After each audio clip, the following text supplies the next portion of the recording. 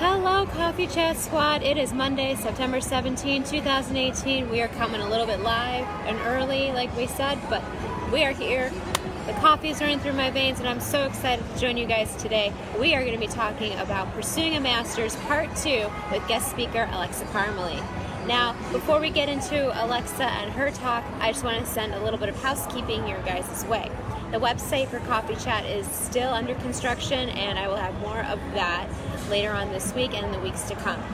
We will also be having new faces join Coffee Chat, alright? New admins, new members, and I'm so excited to share their stories. You met Autumn last week, you're going to meet Alexa this week, and more to come in the weeks ahead, alright? So stay tuned to Coffee Chat on our Facebook page and our Instagram page for all the updates that Coffee Chat has.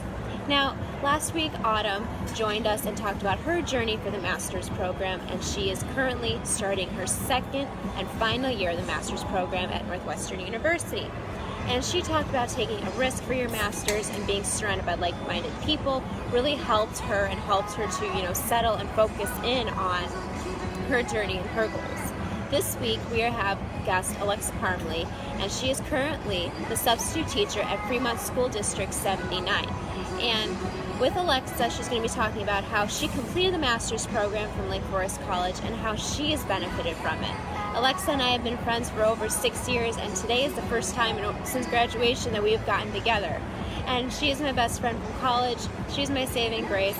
From our car talks to our pizza runs to now Facebook Lives, ladies and gentlemen, please welcome my guest today, Miss Alexa Parmley. Hi Maggie, I'm so happy to be here with you today and speak about the Masters and everything. Thank you, Alexa, for joining us on Coffee Chat. We are so excited and honored to have you with us. So I know we both have meetings to get to in the city, yes. So let's jump right on in, all right? Sound good? Get your coffee. We got our coffee right here. Cheers. Let's chat, you guys. All right, so Alexa, let's just jump right on in. Okay. When did you know that you wanted to major in education during college? Like, when did you had that idea? Was there someone in your previous education who inspired you? Well, for me, I wanted to pick a career that would enable me to stay in academia. So doing education, you're able to help others grow along with kind of being in that type of environment, whether that's elementary, intermediate, collegiate, at various levels. So I think for me, I always kind of knew, and I'm an older sibling, so I always enjoyed babysitting and working with kids, so it's just something that I felt like I always wanted to do. All right. And so, as part of the education program at Lake Forest College, as we were talking about before, one of the main staples was that you had to student teach. What was that experience like for you, both in undergrad and in the master's? And what did you gain from that experience? Sure. So at Lake Forest College, that's where I completed my Bachelor's of Arts in French as well as my Master of Arts in elementary education. So for Lake Forest College specifically, they have you intern at Waukegan before you do student teaching. So I felt like for me, that definitely helped me prepare myself for student teaching and how to manage a class and kind of gaining a little bit of extra insight before taking on student teaching. Right. So for that definitely was beneficial and helped me succeed within the student teaching. For that experience, it was almost as if you were the actual teacher. So you kind of had to be prepared, write all the lessons, have observations, complete Ed TPA. There was just a lot going on. So at times it could be a little bit stressful, but for me, just having the support of the college, everyone in the program, kind of helped to contribute toward my success and where I am today. Right. And so, obviously, when you entered into the master's program, all those responsibilities increased as opposed to undergrad where it was a little bit more tame, correct? Yes. So for a master's program, specifically, I'm doing elementary education. I have friends, they're in various different fields, but one of the common themes is you have to do some type of research, which is more predominant in a graduate program. So just having to tackle on a huge research project with seminars and completing classes was a little bit more challenging, and they have a different requirements, so it can be hard at times, but for me, I felt like it was definitely worth it. And did you at any point, given those difficulties and like the struggles that you were experiencing, just like the workload and frustration, did you at any point ever feel like you wanted to just give up or change courses and do something completely different? There were a few times where I will admit I had like a bad observation once, or just like a difficult day in the classroom with like the students just initially moving on. So I did like cry a few times, but I did make it through. So there were definitely more good times that outweighed it. So I would definitely recommend it. So for me, even though like there were a few moments, I feel like those are the moments that really help you grow and like you learn from. Like you have to take everything with the good and the bad, and you have to find a positive learning experience from it. Yes. Like you said, you had some, difficult points, but yet what you gained from that, being able to realize that this was a difficult spot and to realize that this is not going to hold you back. Yes, exactly. And that's it what a definitely, leader does, correct? Yeah, it teaches you more skills. So for me, I just felt like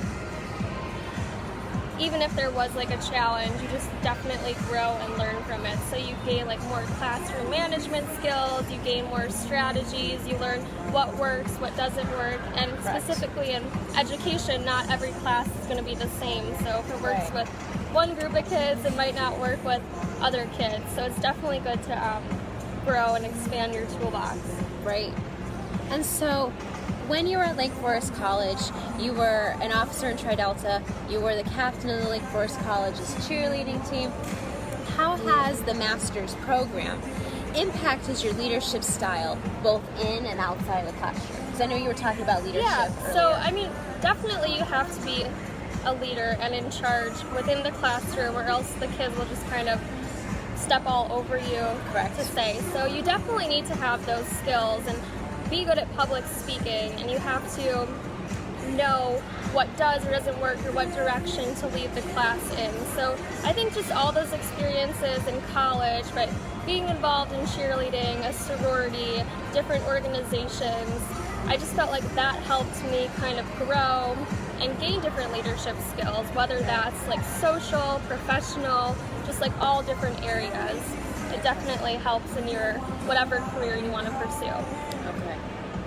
And so when you were in college and when you were continuing the master's program, did you have, a support group, or at least a few people to speak to about like what was going on, etc.?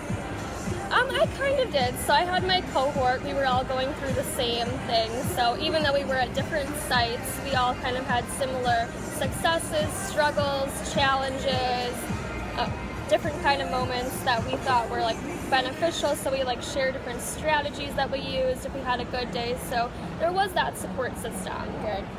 And I think it's in general, it's super essential to have a support system with whatever route you're pursuing, because you can't keep all of that bottled up. Because if you keep all those things bottled up, wouldn't you agree that it would cause you to burn out and lose momentum?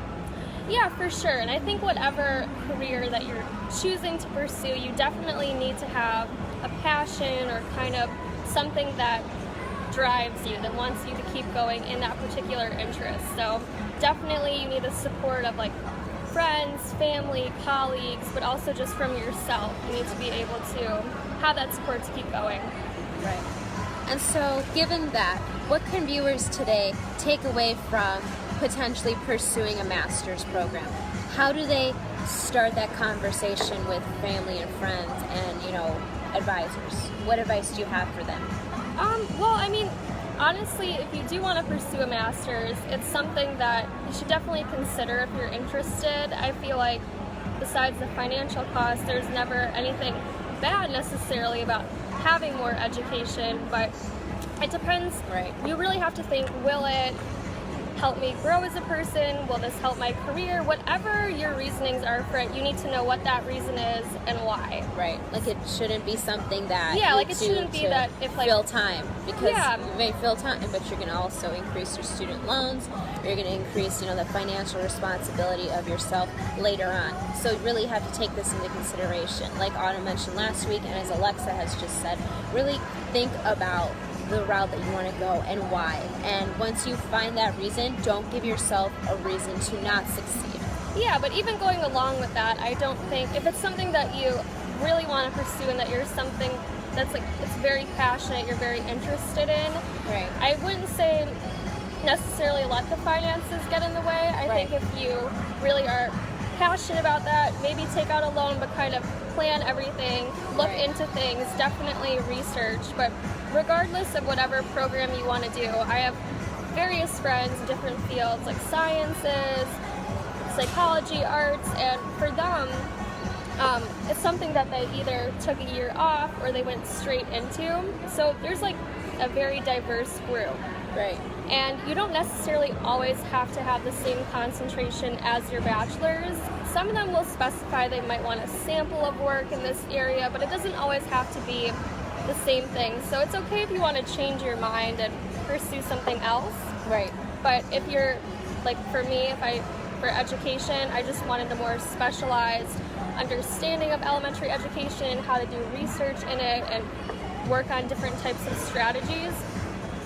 So I feel like definitely you can do that. And if you're thinking of doing a PhD program, one of the things is if you're not 100%, if you apply to the master's program and do well in that, sometimes they will bump you up into the PhD program. It depends on the school, depends on the availability, but if Right. that's something you're interested in, I would definitely say try to pursue it. Okay. And so, what did the master's program teach you about being an adult? Like, what does that teach you about adulthood? Well, for me, definitely it gave me the opportunity to have a degree that will enable me to get a career in a field that I'm very passionate of. So for me, I am a substitute teacher as of now for Fremont and applying to other districts. And for me, at this stage of my life, it's just very flexible, so I really enjoy that type of schedule. But when I do apply to my own classrooms, or if I do decide to go back to school, I definitely have the master's working for me, either for helping to stand out more in a job application or being a little bit more competitive for if I wanted to pursue more graduate school. All right. Thank you, Alexa, for sharing your story with us. Thank you for providing the insight on your journey and the reasons that the master's program has, helped you in life. Yeah, for sure. I'm so glad I could be here with you today, Maggie. Thank you, Alexa. From our car talks to now our Facebook live chats, Alexa's one of my dear friends, and I'm so excited that I was able to introduce you to her and have Alexa graciously and generously share her story with all of you guys today. So thank you, Alexa, for being on Coffee Chat. Yes, thank you, Maggie. Thank you. And so she's going to jet off to a meeting while I give you guys a little bit more insight. So if you like this week, as Autumn has mentioned and as Alexa has now mentioned, we have laid the table of opportunity information for you guys. Tune in next week as we talk about fitness and jobs, their intertwining relationship, and if you will go the distance. See you guys next week, Monday at 10 a.m. Central for Jobs and Fitness, The Distance. We'll see you guys next week. Thank you, Coffee Chat Squad. Like, comment, subscribe, and we'll see you all next week. Bye.